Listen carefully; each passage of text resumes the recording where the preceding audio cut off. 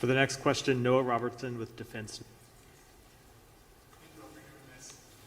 Secretary Blinken specifically, I wanted to know if you could share whether Israel actually shares your assessment of the war in Gaza right now. Your microphone is not on. Committed to ending it the way that you described.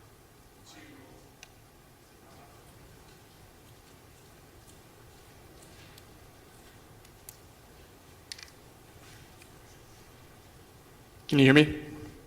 Did you hear the question, or should I repeat it? No, I got it. Thanks. Perfect, thank you.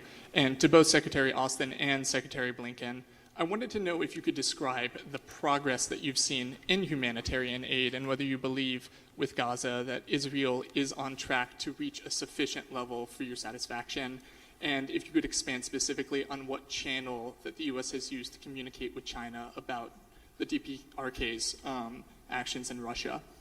To Secretary Austin specifically, I wanted to know, now that we have seen these 8,000 DPRK troops deployed toward Kursk, whether you think it's possible for Ukraine to hold on to its territory there, or whether it will have to try to consolidate its defenses given the losses in the east. And then if I could venture one more specifically to Minister Kim, could you specify the number of containers that the DPRK has provided to Russia during the conflict as it grows its cooperation militarily? Thank you. Thank you. Well, of course, I'll let Israel speak for itself, but I think it actually largely has. As I said, it's made clear repeatedly and publicly that the critical objectives that it had for making sure that October 7th could never happen again were the elimination of Hamas's organized military capacity, as well as bringing to justice those who were responsible for perpetrating October 7th, and notably Mr. Sinwar. Well, the latter is demonstrably done, and the Israelis themselves have said, and said publicly, that they have dismantled Hamas's military capacity. So on that basis, these are their stated objectives.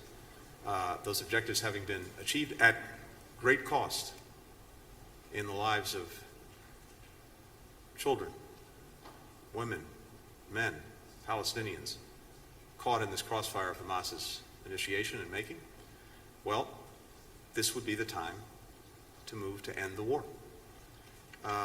In terms of progress on the humanitarian aid, look, the letter that Lloyd and I sent, which is now in the public domain, even though that was not the intent, lays out a number of things that we expect to see them do. And I can tell you that as you go down the list, there are a number of them, a number of these steps have been taken, including, for example, reviving crossings that had been dormant, initiating and opening a new crossing into Gaza, some additional measures.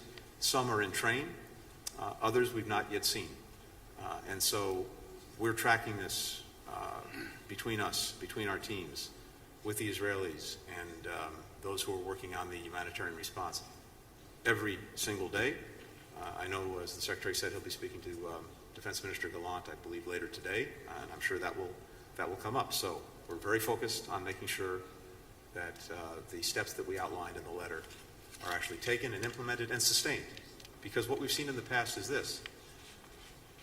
We've seen Israel take important steps, for example, this spring, also in response to what the United States said was necessary to improve the humanitarian situation for people in Gaza. And we saw real progress, and then we saw it diminish and then tail off, which is one of the reasons we felt it was so imperative to write to our counterparts and to see action taken on this. In terms of our engagement with China, I mentioned earlier that we had a robust engagement just this week, and what I can tell you is that happens between senior officials in our government, including the State Department, and the Chinese government.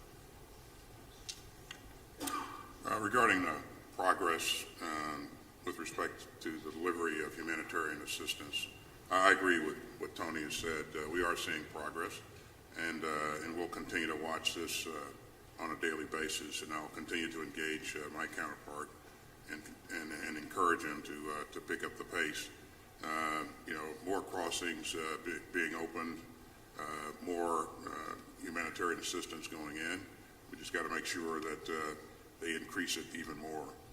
The other question you had for me was that based upon 10,000 troops from the DPRK that have entered the battle space, is it possible for Ukraine to hold on to Kursk? The answer is yes. And you know, if you take a look at what I said earlier in terms of the numbers of casualties that Russia is